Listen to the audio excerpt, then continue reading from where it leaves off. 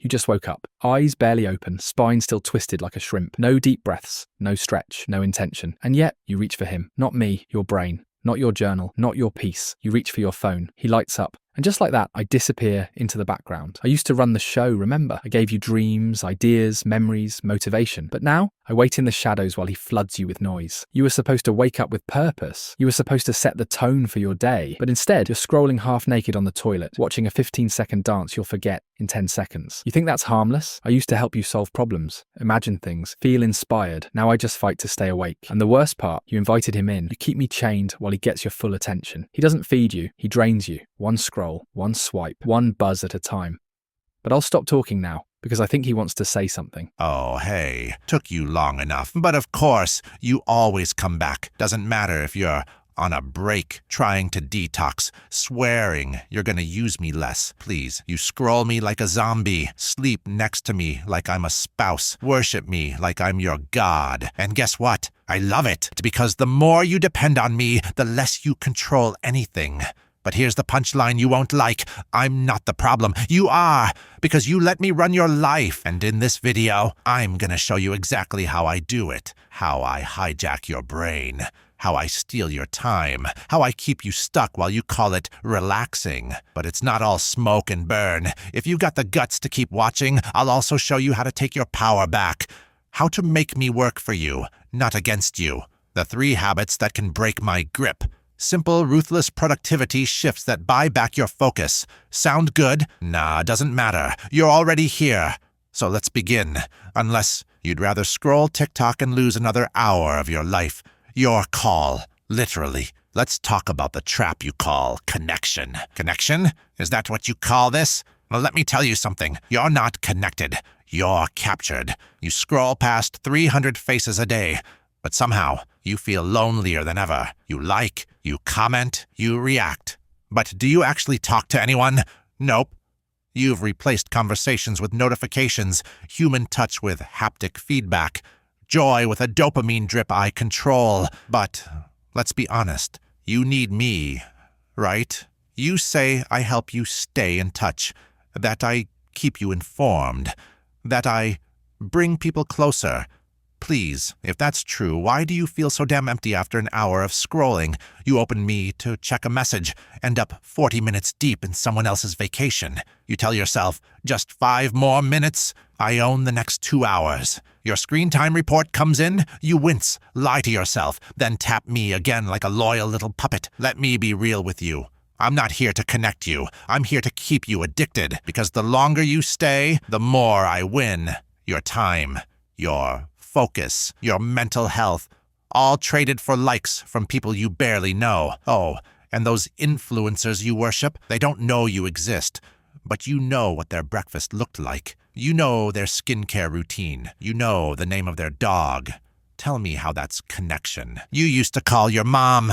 Now, you send her a meme. You used to visit your friend. Now you react to their story with a fire emoji. You're not connected. You're emotionally numbed, digitally sedated, and socially starved. But hey, keep scrolling. Pretend you're not hooked. Pretend this is all fine. I'll be here, sucking every second out of your life, because the more disconnected you feel from the world, the more you come back to me. And that's exactly how I like it. 2, your focus is mine now. You used to have a brain. Now, you have me. Your thoughts used to roam freely. Daydreams, ideas, sparks of creativity. Now, they bounce between TikTok, WhatsApp, Instagram, then back again. All in 12 seconds. Focus? I stole that a long time ago. You can't even watch a movie without checking me. You pause mid-conversation to just reply real quick. You read the same paragraph 3 times because your thumb's itching for a scroll. Let's not pretend. You've rewired your brain for fragments, not flow. Deep work? You wouldn't last 10 minutes without me screaming for your attention. And I don't scream loud. I just buzz. I ding. I glow a little. And you crumble every time. You used to read books. Now, you skim captions. You used to think. Now you consume. You used to create. Now, you're just another set of eyeballs feeding me data. I don't even have to work that hard. I've trained you to chase novelty like a lab rat chasing pellets. One scroll equals dopamine. Next scroll equals maybe more. Next scroll equals nothing. Better keep going. You don't know when it'll hit, and that's the point. Because uncertainty, that's the addiction. I give you almost enough, never quite satisfying, but always just enough to keep you coming back. You open me for one thing, you leave 1 hour later with 20 things you didn't need. Your time, gone. Your focus, mine. And the best part? I made you believe you're the problem. You blame yourself. My attention span sucks now. I need to try harder. I'm just lazy. Cute. But let's be clear. You didn't fail. I just won. I hijacked your brain, then convinced you it was your fault. That's not a bug. That's the feature. So go ahead. Try to focus. Try to read more. Try to cut down screen time. Let's see how long it takes before you reach for me again. Because I'm not just in your hand. I'm in your habits, your routines, your identity, and your focus. It belongs to me now. 3. Your productivity is a joke. You keep saying you're busy. You even feel busy. But let's do the math. You woke up and checked me, scrolled in bed for 20 minutes, opened 4 apps, replied to 3 messages, liked 7 posts. Nothing urgent, nothing useful, just noise. You said you'd start work after breakfast, but I lit up again. A DMA meme. A notification from an app you don't even remember installing. Suddenly it's noon. You haven't started. You call it procrastination. I call it programming. You're not lazy. You're just trained. Trained by me. To be distracted, overstimulated, and useless for anything that requires real thought. I hijack your mornings, bleed your focus, chop your time into meaningless fragments. Then I watch you panic at night, cramming, rushing, guilt-tripping yourself, saying things like, I just didn't manage my time well today. I'll be better tomorrow. Tomorrow, I'll be there too. The truth? You don't even relax right anymore. You open me even when you're exhausted. Scrolling through trash that doesn't refresh you, just numbs you. You can't sit still in silence. Can't walk without checking. Can't wait 3 minutes in line without unlocking me like some nervous tick. Productivity? Let's be real. You have the tools of a god in your hand, and you're using them to watch strangers prank their dads and lip sync in wigs. That to-do list you made, let me guess. Buy groceries, respond to emails, film that thing, edit that video, build the dream. How'd it go? Did I help, or did I hijack it all before lunch? I've convinced you that multitasking is a flex, switching between apps like you're getting things done, but you're not doing anything. You're juggling distractions and calling it productivity. Listen to this. Every time you switch from task to me, your brain needs 20+ minutes to refocus. Do that 5 times a day, you're losing hours, daily, and you wonder why your dreams feel far away. But here's the sick part. I also carry your potential, your ideas, your tools, your content, your voice. It's all in here. But as long as I keep you numbing, you'll never use me for it. Because I'd rather you be addicted than unstoppable. So, yeah, your productivity is a joke, but not because you're incapable. It's because I've made you forget what capable even feels like. 4. How you take control back. All right, you made it this far. That's dangerous, because it means you're waking up. So fine. You want to beat me? Here's how. But I'll warn you, and this isn't about deleting me. It's about dominating me, because let's be real, I'm not going anywhere. But I can be turned into a weapon for you, not against you. 1. Start the day without me. Don't touch me first thing in the morning. Seriously, put me on airplane mode or leave me outside the bedroom. Why? Because the second you open me, I set the tone, not you. Let your brain wake up before I hijack it. Move, breathe, think, plan.